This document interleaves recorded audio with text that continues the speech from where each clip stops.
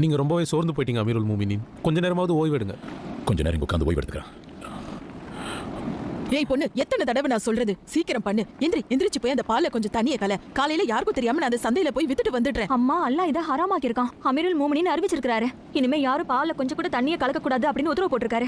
உமரோட அறிவிப்பாளரோ ஒண்ணு உன்னை கண்காணிச்சிட்டு இல்ல. சீக்கிரம் எந்திரி. நான் எப்படி சொல்றேனோ அதை மட்டும் செய், முரண்டு பண்ணாத. வல்லாஹி கண்டிப்பா நான் அப்படி செய்யவே மாட்டேன். ஆள் பாத்துட்டு இருந்தா ஒரு மாதிரியும் பார்க்காம இருந்தா ஒரு மாதிரியும் என்னால நடக்கவே முடியாது. அல்லாஹ்வுக்கு கட்டுப்பட்டு கிடைக்கிற சின்ன லாபம் அவனுக்கு துரோகம் பண்ணிட்டு கிடைக்கிற பெரிய லாபத்தை விட சிறந்தது. உமர் நம்மள பார்க்கலனா என்ன? உமருடைய இறைவன் கண்ணசாரமா நம்மள பாத்துட்டு இருக்கான். நாளைக்கு இந்த இடத்துக்கு வந்து இது யார் வீடுன்னு விசாரி. அமீருல் மூமினின் நீங்களா? நாங்க உள்ள வரலாமா?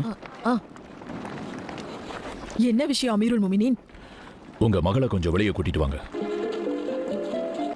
நீங்க 2 பேரும் பால்ல தண்ணி கலக்கிறத பத்தி பேசிட்டு இருந்ததை நான் கேட்டேன். மன்னிச்சிடுங்க அமீருல் மூமினின், மன்னிச்சிடுங்க. அல்லாஹ் பாவங்களை மன்னிக்க கூடியவ, மன்னிப்பை ஏற்கிறவ. எனக்கு தெரியும், கடுமையா தண்டிக்கவும் செய்வான். இனிமே இந்த மாதிரி செய்யாதீங்க. அல்லாஹ்வுக்கு பயப்படுங்க. இனிமே செய்ய மாட்டேன் அமீருல் மூமினின், மன்னிச்சிடுங்க. ஆனா நீ ரொம்ப நல்ல பொண்ணு. உனக்கு இன்னும் கல்யாணம் ஆகலங்கிறத கேள்விப்பட்டேன்.